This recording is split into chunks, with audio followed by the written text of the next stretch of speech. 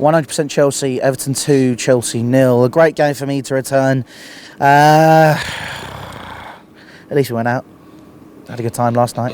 That was good. Bit of cheesy music, a little bit of this, a little bit of that, a few drinks. Good night out.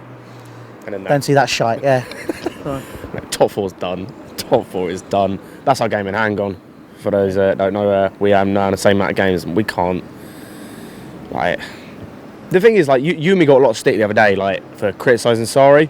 Criticism is warranted. It's constructive. It's not even that. It's the fact that, like, he can't even be blamed for that. The one thing he can be blamed for was Alonso. Like, that was a poor decision. But apart from that, you can't blame him for anything else of that team. It's the players can be fucking arsed. Not one player on that pitch they looked like they wanted to give a fuck.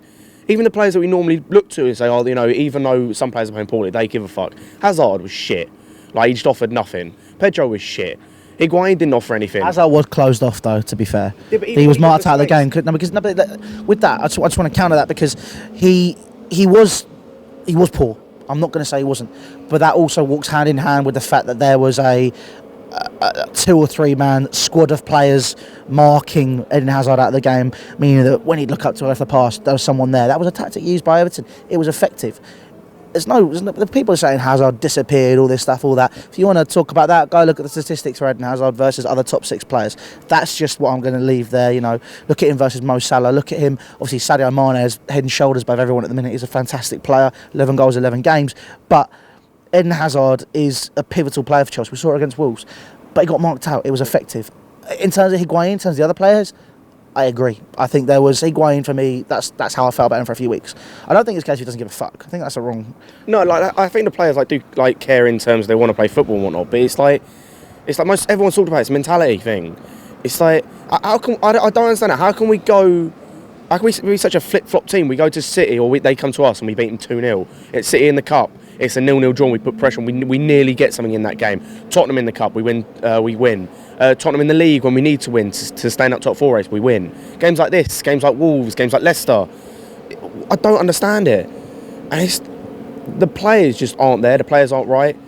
Most of them don't seem to understand the system at all. Yeah, I mean, I think that's the issue. I think there's also a wider issue. I think if you look at the club, there's no point saying it's all on Sarri or it's all on this person or it's all on that. Fuck Sarri, but I disagree with as much as me. So my dad he's not fuck Sarri all, but he's not a massive fan. He hates it. Me and him had a good 2.5 hour conversation this week about that, and that's fine. If he disagrees with it, you can. I don't think there's anything wrong with that.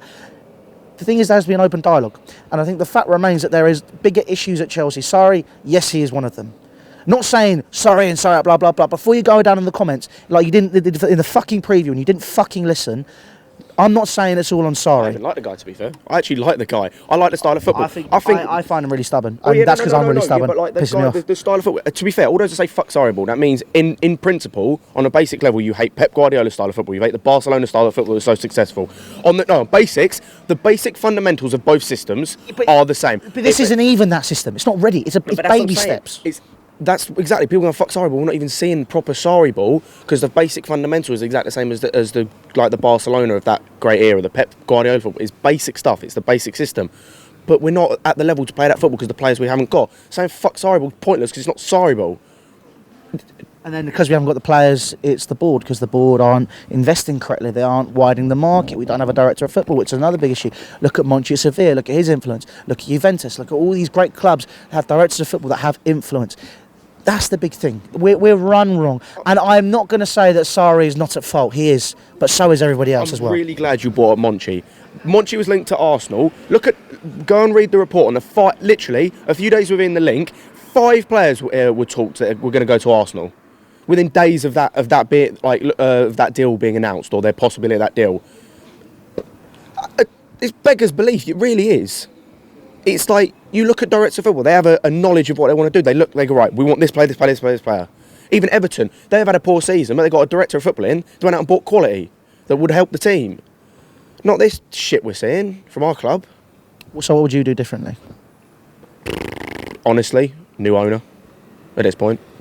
Just full rework. Honestly, at this point, full rework. Again, before people jump, I get why you're saying that. I think...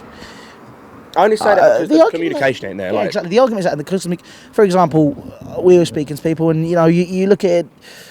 if you look at the past 6 years when maybe stuff hasn't gone our way and stuff's not worked out as well, Roman would be able to walk into the training ground, have the conversation and try and sort it out, open a dialogue. Again, I'm saying open a dialogue because it's something which we as Chelsea fans are really struggling with at the minute. He opened a fucking dialogue with the players. What's going wrong? What do we need to do? With the manager. What's going wrong? What do we need to do? And yes, you can do it on a Skype call. It doesn't have the same effect. Personable relationships are what really make stuff work. And the issue is there is no personable relationship between Maurizio Sarri, as he's already stated, the club, and Roman. There's a triangle to this, and again, it's affecting us. And I get why you say it. I mean, it's open. I guess the concept is open to potentially if Roman does come back. If it's a big if, but I think to counter that, obviously Roman's been fantastic for Chelsea. We appreciate everything he's done. But at the same time, I wouldn't want Roman to sell us to the wrong person, which is what we've seen happen with AC Milan. We've seen what's happened with many other clubs. This is where I get slightly worried at the concept.